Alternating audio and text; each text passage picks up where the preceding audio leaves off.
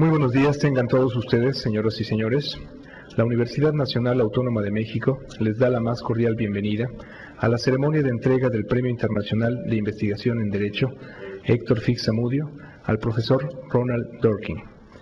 Preside este acto el doctor Juan Ramón de la Fuente, rector de la Universidad Nacional Autónoma de México, y le acompañan el doctor Héctor Fix-Zamudio, investigador emérito del Instituto de Investigaciones Jurídicas de la UNAM, el profesor Ronal Dworkin, profesor de la Universidad de Nueva York, la doctora Mari Carmen Serra Puche, coordinadora de Humanidades de la UNAM, y el doctor Héctor Fix-Fierro, director del Instituto de Investigaciones Jurídicas de la UNAM. Destacamos la presencia de académicos e investigadores del Instituto de Investigaciones Jurídicas y de autoridades universitarias, así como profesores e investigadores de otras instituciones y alumnos universitarios. Para dar lectura a la semblanza del profesor Ronal Dworkin, tiene el uso de la palabra el doctor Héctor Fix-Fierro.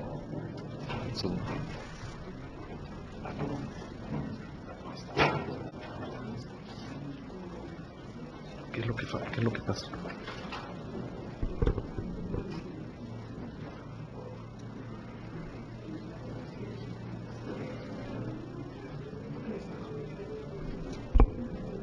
¿Me escucha?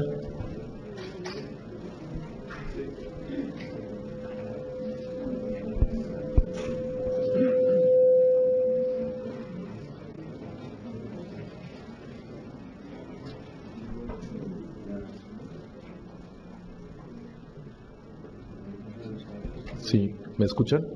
¿En la cabina de traducción? ¿Sí?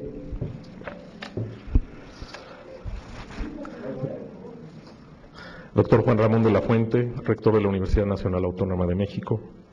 Doctor Héctor Fix-Zamudio, investigador emérito de este instituto. Profesor Ronal Dworkin.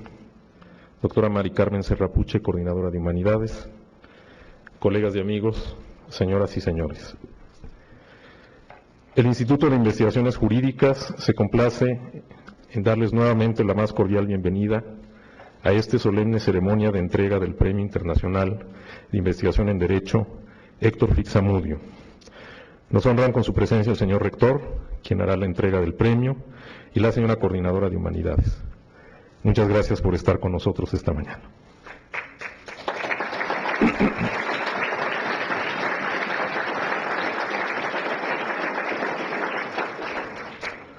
El Premio Internacional de Investigación en Derecho, Héctor Fix-Zamudio, se creó por acuerdo del rector de la Fuente para reconocer anualmente la trayectoria y la obra de un académico que haya hecho contribuciones especialmente valiosas a la investigación en el campo del derecho. Este año, el distinguido jurado internacional que fue convocado para este efecto decidió por unanimidad otorgar el premio al profesor Ronal Dworkin por la calidad de su obra en el campo de la filosofía jurídica y política y por su trascendencia más allá de las fronteras de los países y las disciplinas. Y aunque el profesor Dworkin ya es conocido entre nosotros, me permitiré hacer una breve semblanza académica suya. Ronal Dworkin estudió en la Universidad de Harvard y en Magdalen College de la Universidad de Oxford. Antes de convertirse en profesor de tiempo completo en la Universidad de Yale, fue secretario del gran juez de la Suprema Corte de los Estados Unidos, Learned Hand, así como abogado asociado del despacho neoyorquino Sullivan & Cromwell. Entre 1969 y 1997 fue titular de la Cátedra de Filosofía del Derecho de la Universidad de Oxford, como sucesor del gran H.L.A. Hart, de cuya obra ha sido uno de los críticos más destacados y lúcidos. A su retiro de Oxford, se convirtió en profesor de Filosofía del Derecho del University College de Londres, cargo que todavía conserva. Desde 1975 ha sido también profesor de Derecho y de Filosofía en la Universidad de Nueva York. El profesor Dworkin es autor de una obra muy vasta. Quizás su contribución más conocida e influyente se encuentre en la polémica colección de ensayos que apareció originalmente en 1977 con el título Taking Rights Seriously, traducida al español como Los derechos en serio, donde sostiene brillantemente que si los derechos tienen algún sentido, deben concebirse como triunfos capaces de derrotar cualquier consideración utilitaria que se los oponga, por bien intencionada o justificada que parezca. Otras obras muy destacadas de filosofía jurídica son A Matter of Principle, de 1985, Law's Empire, de 1986, varias veces premiada y traducida también a nuestro idioma con el título El Imperio de la Justicia, Freedom's Law, The Moral Reading of the American Constitution, de 1996, cuyo capítulo introductorio fue traducido al español por nuestro colega, el maestro Imer Flores, y que apareció publicado en nuestra revista Cuestiones Constitucionales, y Justice in Robes, aparecida este mismo año. Dos obras muy importantes de filosofía política y moral, pero sobre temas de la mayor relevancia práctica, son Life's Dominion, An Argument About Abortion, Euthanasia and Individual Freedom, de 1993, y Sovereign Virtue, The Theory and Practice of Equality, del año 2000. A los ojos de sus colegas y amigos, pero así lo reconocen también sus críticos, Ronal Dworkin es sencillamente uno de los más grandes e influyentes filósofos del derecho del mundo angloamericano, en un mismo nivel con Jeremy Bentham, John Austin y el propio Herbert Hart. Así lo ha dicho el profesor Joseph Raz, distinguido con este mismo premio el año pasado. Estimado profesor Dworkin, a través de este premio, que lleva el premio de quien es para muchos, y entre ellos me incluyo, el jurista mexicano vivo más importante, el Instituto desea adquirir el derecho, que tomaremos muy en serio, de hacer un poco más nuestra su magnífica obra. Y ese derecho se fortalecerá, sin duda, con la conferencia que dictará en breve aquí mismo. En contrapartida, le pedimos considerar a este instituto como su casa, como una de sus casas académicas. No me queda sino agradecerle su presencia y felicitarlo de corazón por este premio tan merecido que recibirá de manos de nuestro rector. Muchísimas gracias.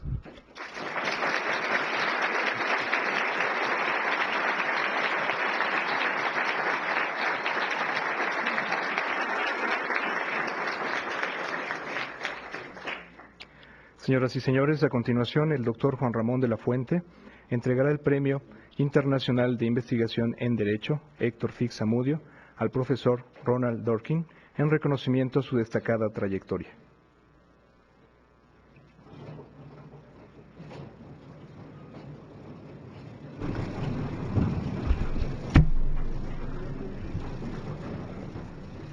Muchas felicidades, profesor Dworkin, y enhorabuena por sus éxitos y que siga su relación cercana con nuestra universidad, que a partir de hoy, como lo ha dicho el director del instituto, es también su casa académica. Enhorabuena.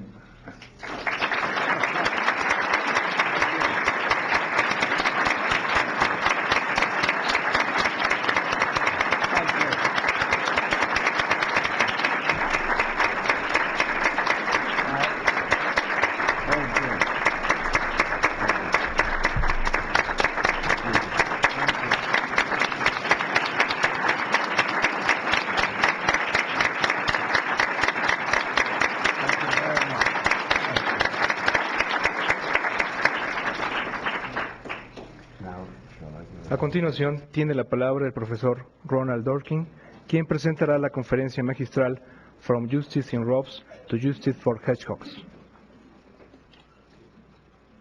Is this easy? This is on. And now it's me. Okay. May I ask the translator if this microphone is connected? Yes? So you can, if I speak here, or is it better I speak there? What do they say? Here, it's better. Okay. Well, thank you very much. That was an extraordinary tribute, and I'm very grateful to the Dean and the President, and I'm very grateful to the man for whom this medal is named. And it's a great honor for me to be giving a talk in his presence. I want to talk today about legal theory, but I'll start by describing to you two recent phenomena which I believe are very likely to become trends in legal practice. Just recently, a week or so ago, a prosecutor in Germany issued an indictment against the then American Secretary of Defense, Donald Rumsfeld, for violations of human rights, crimes against humanity. And this is an extraordinary event. A German prosecutor seeking an indictment in Germany for crimes allegedly committed in Washington against the people of Iraq. And this is extraordinary because of the convention that supposes that, as we might put it, law comes in state-sized bites.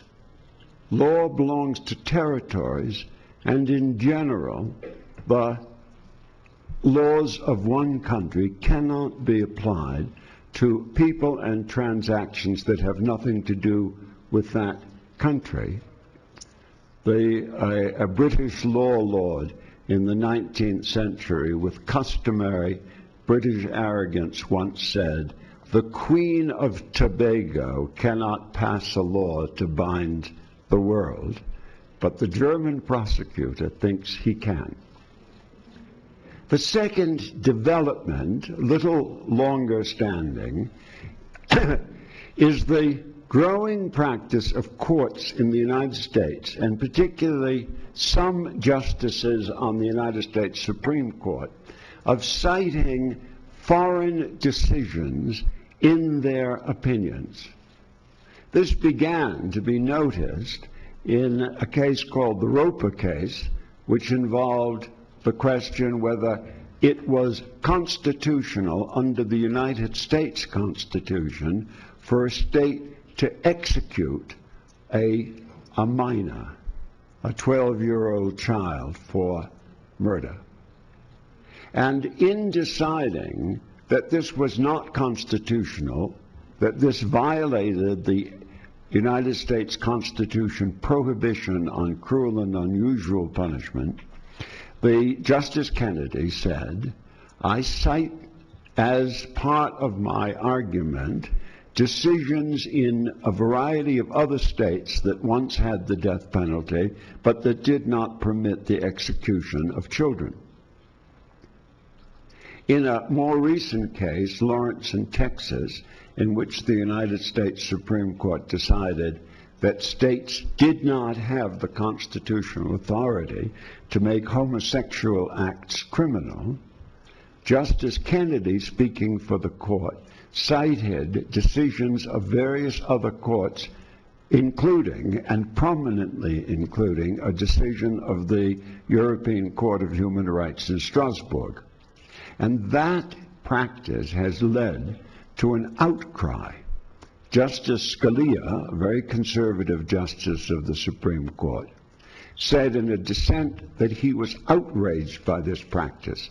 What does the law of European nations have to do with the United States constitutional interpretation? The United States is a distinct country with its own law, and the decisions of other territories and other nations and international organizations are completely irrelevant. In the two most recent nomination proceedings in the Senate, confirming President Bush's two most recent nominations to the court, the nominees, now Chief Justice Roberts and Justice Samuel Alito, were extremely careful to answer no questions. Every time anybody asked a substantial question, they said, "I'm sorry, because we will be on the court, we hope, we won't answer that question." But when a senator said, "What do you think of the practice of citing foreign law in a justification of an American decision?" both of them said, we reject that practice. We think it's reprehensible. So this is extremely controversial, and indeed, it's easy to understand why this practice is so controversial. It's one thing to say that a United States court, Justice Kennedy or Justice Breyer, who's also given to this, it's one thing for them to say, we are persuaded by the argument that also persuaded a foreign court. But that is not what they say. They say it is part of our argument that the very fact that these decisions were made abroad, giving them a kind of authority similar to the authority given to past decisions of United States courts. And as I said a moment ago, that strikes people as very odd because we have become used to the idea that law comes in state-sized bites. The most prominent legal philosophy, theory of what law is and how you decide what the law is, from the period, I would say, from the beginning of the 19th century to the middle of the 20th century, was the philosophy of legal positivism.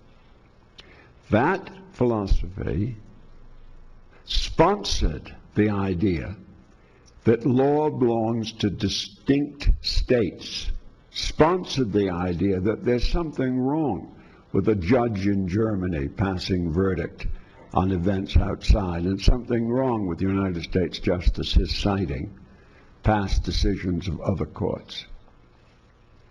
The nerve of legal positivism has been the claim that morality has nothing to do with the content of the law. You can criticize law on moral grounds. You can hope on moral grounds that law gets enacted. But when the question is, what is the law right now? Moral arguments have no place. But if moral arguments have no place, how do we decide what the law is? Positivism has given a series of different answers. At the beginning, in the work of Jeremy Bentham and John Austin, the answer given was the authority of a sovereign establishes law. If you want to know what the law is, you look to see what the sovereign head of a political state has said. In the 20th century, mid-20th century, a different view emerged, sponsored by Hans Kelsen and Herbert Hart. And that view held not that a sovereign creates law by fiat, but that you find law by consulting the settled practice, the conventions that associate particular acts of parliaments and judges with the creation of law. Both of these versions of positivism, the older sovereign version and the later version that speaks to convention, firmly associate law with particular political communities, with particular states. The sovereign is the sovereign of some place, Mexico, Texas, Argentina, Poland, and the conventions, what Hart called the rule of recognition, is a social practice that takes place among the officials and lawyers of particular political communities. Hart said there is a rule of recognition of Great Britain. Some people have supposed that there is such a thing as international law, but that governs the relations among states. And anyway, is it on positivist test is a rather dubious candidate for law. The connection between legal positivism as a nascent and then dominant theory of law and what I'm calling the automatic association of law with political community was dramatically illustrated. I'm afraid once again I'm going to call upon American examples, dramatically illustrated in the development in the early 19th century of the idea of federal common law within the United States. As you know, in the United States, we have on most issues laws of separate states.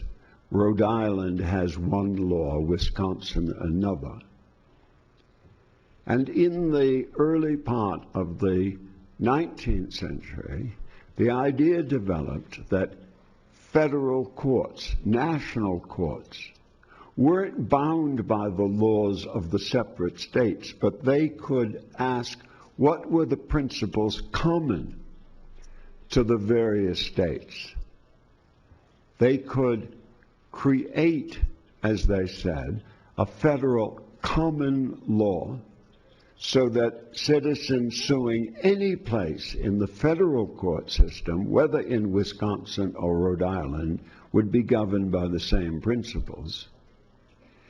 The great jurist Oliver Wendell Holmes, a firm legal positivist, denounced that idea in a series of writings. He said at one point, law is not a brooding omnipresence in the sky. Law is the creation of particular sovereigns, in this case, the particular states. And in a famous case called the taxicab case, he dissented from the practice of federal common law, and he did so on legal positivist grounds. A few years later, in one of the most famous decisions of the Supreme Court, called Erie Railroad and Tompkins, the Supreme Court announced that it was changing its practice. It discarded the idea of federal common law, and in a legal opinion, in a series of judicial opinions, which I believe marked the high point of legal positivism as a theory of law, it abolished federal common law and said federal courts sitting in the state of Wisconsin must apply Wisconsin law because that's the only sovereign. Once again, a triumph for the idea that law belongs to particular communities, and there is no such thing, to paraphrase Oliver Wendell Holmes, there is no such thing as law in the air. And yet, the two developments that I began by describing both seem to contradict that idea. They seem to think that law has a presence over and above the location of law in particular political communities. Now, as many of you know, legal positivism is no longer ascendant, certainly not in academic law, and even more certainly not in legal practice, an influential theory of law. It survives as a working influence on judges in the United States only as the creed of the very right-wing conservative judges on the Supreme Court, in the form of what they call originalism. That is, that the Constitution should be interpreted in accordance with the intentions of the 18th century gentlemen who enacted it. The judges who announced their dedication to this form of positivism, the conservative members of the Supreme Court, only pay lip service to it, however, in the famous case of Bush and Gore, a case that I believe you have heard something of in recent weeks in this country. The right-wing judges abandoned all their dedication to legal positivism. Legal positivism has been in decline, I believe, for two reasons. First, because the motive for legal positivism originally was moral skepticism. Positivism was an attempt to rescue law from the general assumption which began in the larger intellectual movements of positivism in Europe in the 19th century, to some degree at the end of the 18th century. It was an attempt to show that contrary to earlier ideas about natural law, law could be understood free from morality and therefore free from the suspicion, largely growing among the scientism of the time, that there was no such thing as objective moral truth. And among philosophers, analytic philosophers, that idea is no longer anywhere near so prominent as it was. It's also turned out that the methodology of legal positivism has, in a way, collapsed. Legal positivism was first defended by Austin, to some extent by Bentham and others, as a theory about the very meaning of law, or the very concept of law, can no longer be defended in that way. And it no longer captures either the phenomenology of actual judicial practice, or, it seems to me, the record of actual judicial practice. So, in recent decades, an attempt has been made to create an alternate account of the content of law, an alternate answer to the question, how do we identify which legal propositions are true and which not? If a legal proposition, some claim about what the law requires or permits, is true, what makes it true? My own answer to that question has been to describe legal reasoning not as an attempt to retrieve from the past some authoritative declaration of a sovereign, or to identify some convention that gives some institution authority, but rather to understand law as an interpretive practice, so that the question, what is the law on this subject, requires those who would answer it, citizens, law professors, law students, and judges, to look at the record of what the law has been and attempt to interpret that record, to make sense of that record, by asking what principles would justify that record, and then to extend those principles into the future. Emer Flores suggested the title of today's lecture, and I'm very grateful for his suggestion.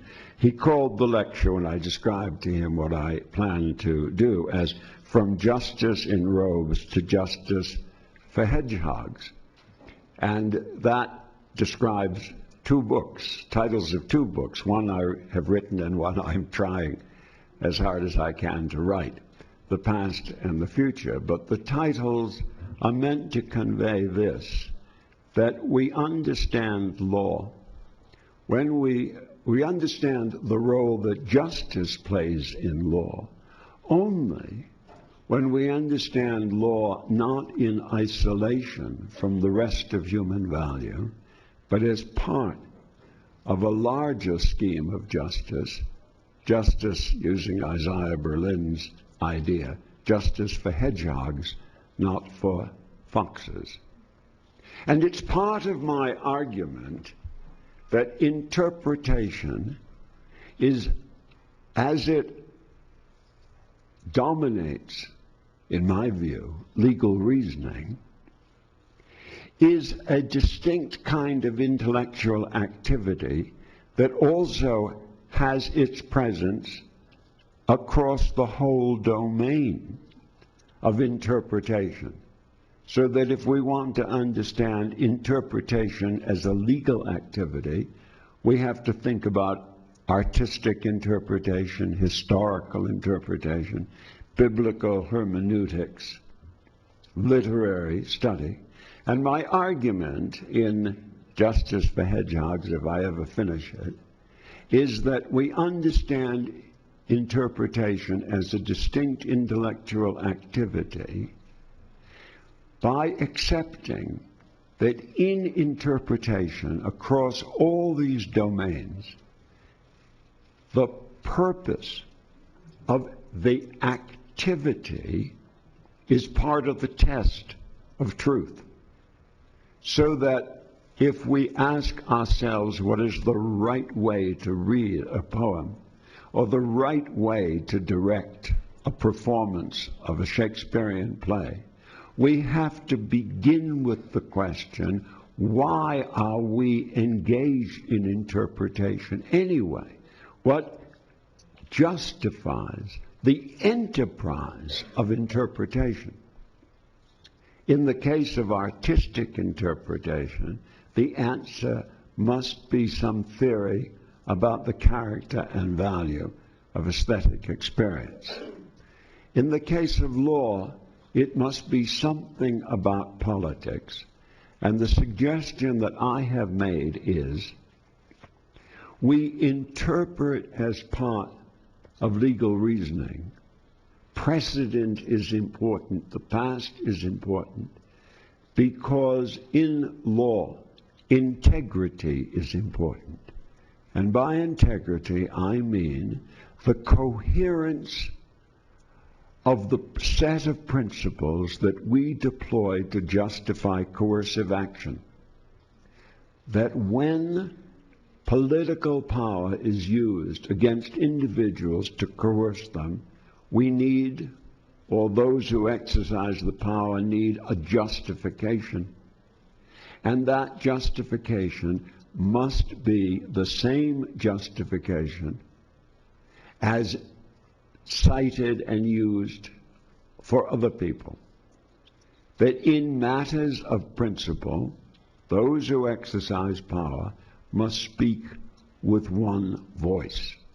And that is why I think that legal reasoning should be understood as interpretive, as attempting at all times to identify the principal base of the law as it stands, so that that principled base can be extended into the new issues that confront lawyers, citizens, judges, day by day.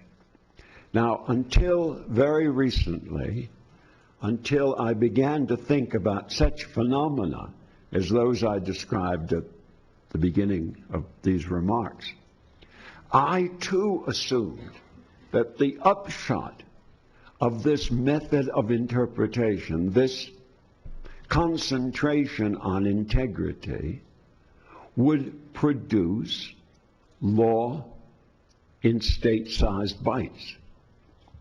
Because coercion is exercised by states, and the questions of legitimacy that arise are questions about the legitimacy of particular political organizations. And so I have said in Law's Empire, and in almost everything I've written about law, we demand integrity across the law of a political community.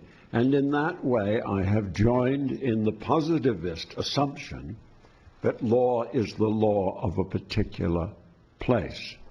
I have, as it were, rejected the idea of a common law across political communities.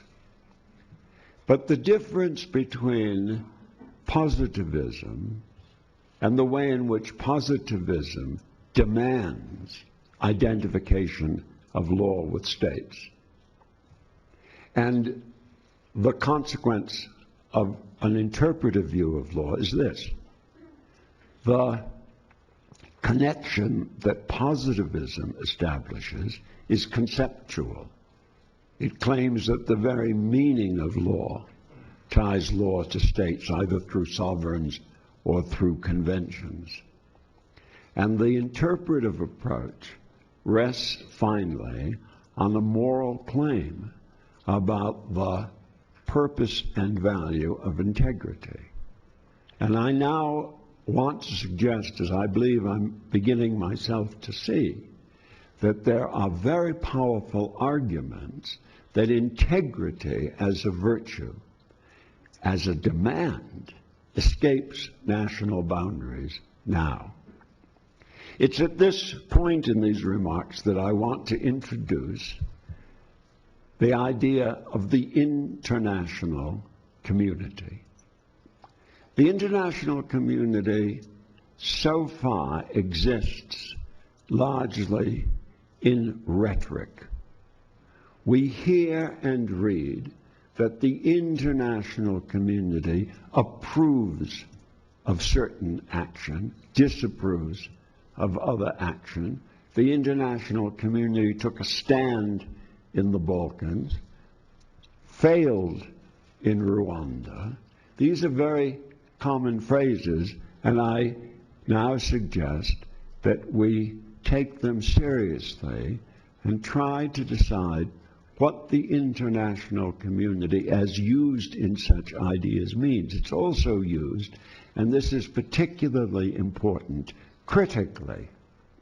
I think it's fair to say, as people commonly do, that whatever it is, the international community approved of the United States action in Afghanistan, but strongly disapproved of the United States action in Iraq. Another way to put it is the United States acted with the sanction of the international community in Afghanistan, but against the will of the international community in Iraq, with, as it turned out, disastrous consequences. Now, what is this international community? It's an old idea. The Romans had the idea, they called it the jus gentium, of a law that was quite interesting comparison, the law that was to be applied to foreigners in Roman courts. Roman courts were not allowed to apply Roman law to aliens who happened to be in Rome. So the idea developed that among other territories, chiefly in the Italian peninsula, not entirely, the common law, the law common to other jurisdictions, should be applied, called jus gentium. Jus gentium was then a phrase used in other ways and became the source through Grotius and others of what we now think of as international law, but it started with a sense not of a law governing nations, but of a law governing people that nevertheless did not draw its authority from the institutions of any particular political community. The idea has been used in many other ways. The Declaration of Independence, that which we recite to ourselves every 4th of July, states in Thomas Jefferson's wonderful words that when a nation embarks on a course of revolution, as the United States did, it owes a decent respect for the opinions of mankind, something that my government has not been conspicuously enthusiastic about in recent years. But it wasn't, I think, until fairly recently, certainly not until after the Second World War, that the idea of the international community as a source of legitimacy began. The international community is closely related to international organizations, in particular the United Nations. But it is not the same as the United Nations. A decision of the United Nations is very strong evidence of what the international community believes and approves or disapproves, but it is not necessary or sufficient. If the international community fails to achieve warrant for intervention because one nation of the Security Council, say China, has vetoed the resolution, that would not destroy the claim that the international community approves or disapproves of something. This is still at the level of rhetoric. It's not necessary, and I don't believe it's sufficient. I believe there might be decisions of the United Nations which did not express the will of the international community. If, as I'm now suggesting to you, the international community is not a juridical person, is not a legal entity of some kind, even in the way the United Nations is, then what is it? I think we can approach this question by asking two others. What is the domain of the international community's authority, and who are members of the international community? It does not, the international community, include every political community in the world. If it did, there could be no such thing as the common law of the international community. The international community could not be thought to have a common law of everything. The Mexican Congress has no business adopting zoning regulations for the City of London. I think the key to the answer to both of the questions, what is the domain of the international community and who's in it, must lie in the idea of human rights. The international community speaks, warrants, approves, disapproves on the ground of human rights. It authorizes or approves of intervention only in support of human rights. And the nations that make up the international community are those that accept the broad idea of human rights. That broad idea is a contested idea. We need, if we're going to explore the idea that I'm now trying to begin, which is integrity is a demand of the international community in the field of human rights. If we're now beginning to explore that, we need an account, and a rather abstract account of human rights. I've tried to give that account, which in a way that I believe would serve the present purpose, in a recent book called Is Democracy Possible Here? And I'll simply summarize the main points of my account of human rights. I believe that the principle of human rights, the main principle, is not a list of discrete human rights, but is rather an attitude that government, any government, or any collection of power must show to those at the cutting edge of that power. And the principles that compose human rights, most abstractly stated, are these. Every human being, every human creature with a life to lead has a valuable life, valuable in the sense that it matters, and matters objectively, and matters equally whether that life succeeds or fails. Every human being is a locus of value, and the inherent value of every human being is equal. That's the first of the two ideas which I believe form the idea of human rights. The second is this. In spite of the fact that every human being is the locus of value, and that it is objectively important that that life realize its value, one person must be given prime and exclusive responsibility for the success of that life, and that is the person whose life it is. These are two principles. The first, a principle of equality, the second, a principle of liberty, that we must respect jointly in any theory of human rights. And my suggestion to you this morning is that we should deem as members of the international community we take to be a kind of legal person those nations that accept those two principles, not necessarily without exception, and not necessarily all agreeing on what these principles require in particular circumstances. But we know of nations that do not qualify, nations that endorse genocide, that subordinate women, that do not tolerate a free press.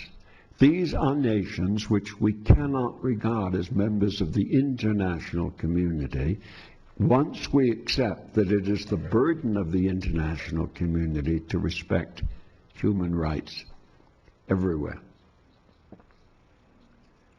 And that answers our questions.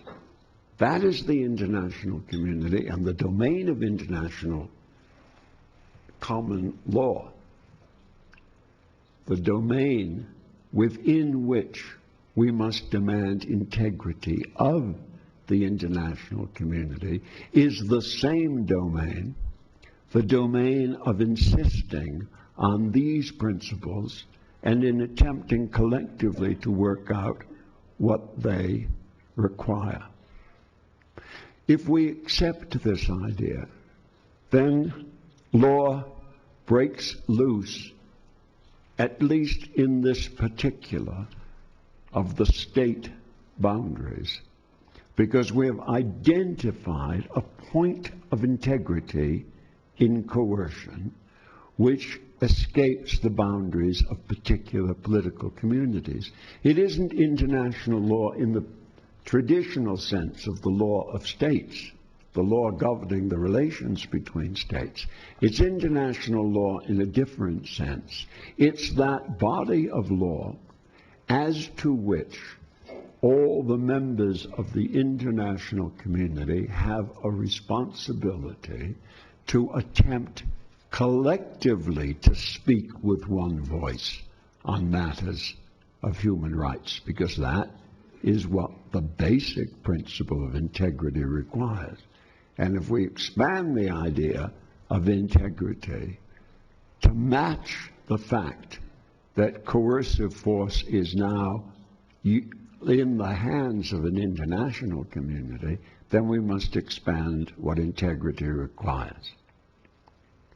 When Germany considers the case of Germany versus Donald Rumsfeld for war crimes in Iraq, perhaps elsewhere, then it must consider the following question. If there is an international community, and if integrity across the range of that community is in fact a demand of legitimacy, then no nation can have the power to exonerate its own citizens from the demands. We are used to the idea, again an ancient idea, that states can exercise universal jurisdiction over pirates and over hijackers.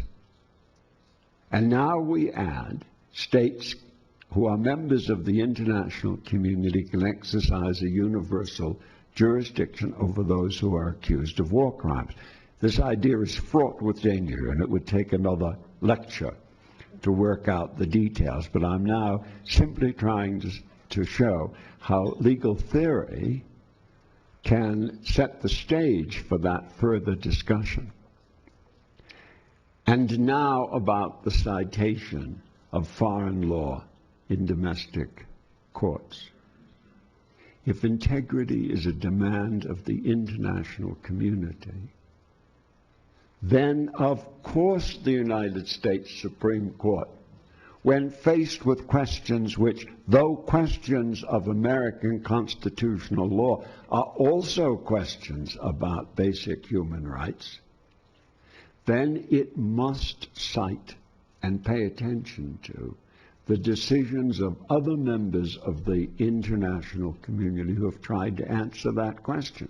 Not, as is often said, because it should listen to the arguments that other nations have said. Not because this is binding as a matter of the laws of precedent, but simply because if law is a matter of interpretation, the data that an American court must interpret in search of integrity explodes beyond American law.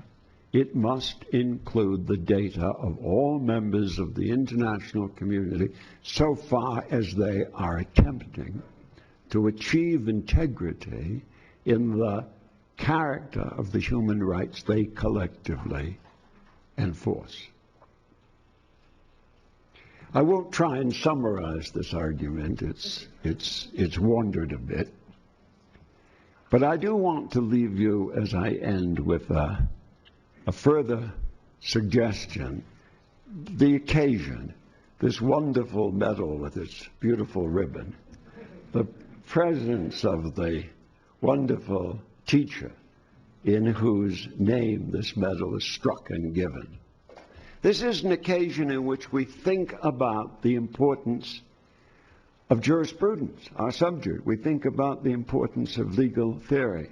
We remind ourselves that law is more than power and strategy, that law is power and strategy disciplined by principle. And when we accept that that principle is not something distinct, some arcane legal principle, that that principle is moral principle, that law simply doesn't interact with morality, but that law is part of morality, then we see that legal theory, jurisprudence, whose business it is to explore the principles that discipline law, also add to law's power to face what will increasingly be a more interconnected world. Thank you very much.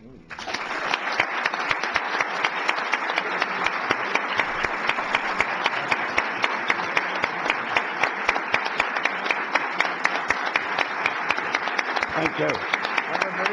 Thank you. Thank you.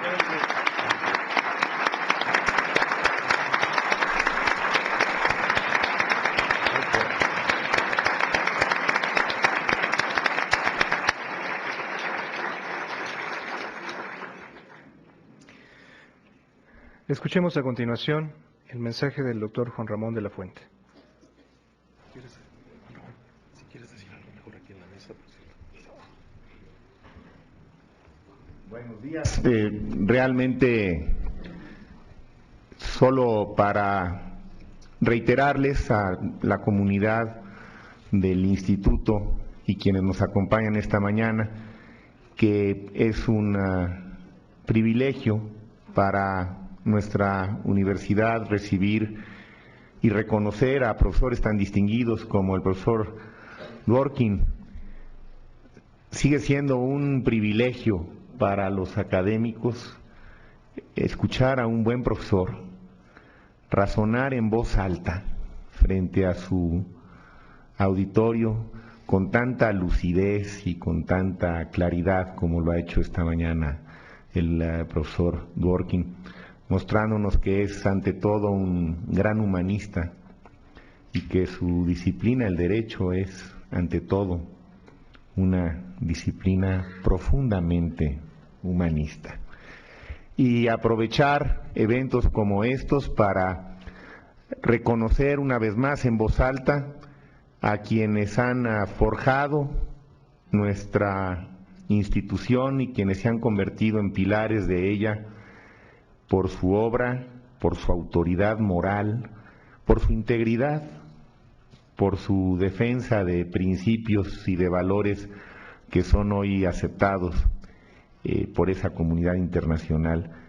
Y ese es el caso del maestro Fix-Zamudio.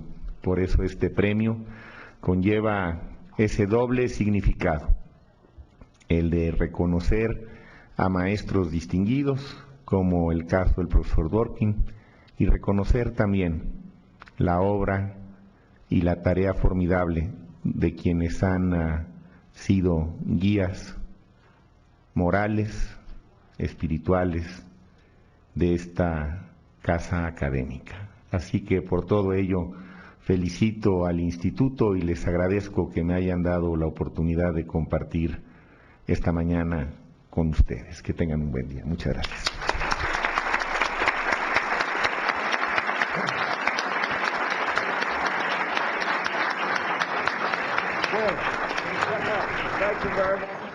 Les agradecemos su presencia a este acto. Muy buenos días.